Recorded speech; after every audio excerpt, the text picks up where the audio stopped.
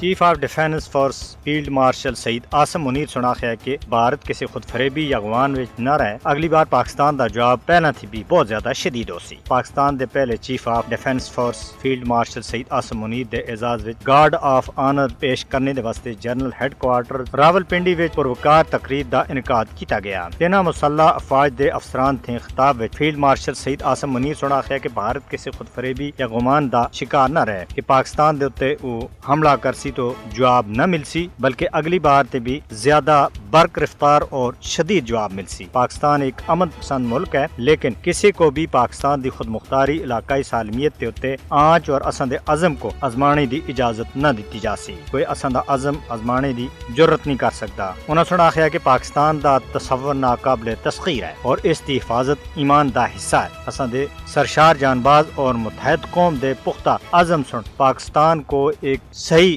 سمت تے گامزن کیتا ہے۔ فیلڈ مارشل سعید آصم منیر سناخیا کہ پاکستان دی حفاظت ایمان تھے سرشار جان بازاں اور متحد قوم دے پختہ عزم دا حصہ ہے۔ انہاں سن واضح کیتا کہ نوئے قائم ہونے والے ڈیفینس فورس ہیڈ کوارٹرز وچ بنیادی تبدیلی تاریخی ہے۔ بدلتے ہوئے اور بدلتے ہوئے خطرات تے پیش نظر ضروری ہے کہ اساں ملٹی ڈومین آپریشن کو تین افواج دے متعدد نظام دے تحت مزید اور بہتر کرنا ہو سی۔ ڈیفینس فورس ہیڈ کوارٹرز دا قیام اس تبدیلی دی طرف ایک ضروری قدم ہے۔ Chief of defence force field marshal Saeed Asim Munir سن آخیا کہ تینوں افواج اپنی اندرونی خود مختاری اور تنظیمی ڈھانچہ برقرار رکھ سن۔ اس سے پہلا field marshal Saeed Asim Munir chief of army staff chief of defence force کو تینوں مسلح افواج دے دستاں سن گارڈ آف آنر پیش کیتا۔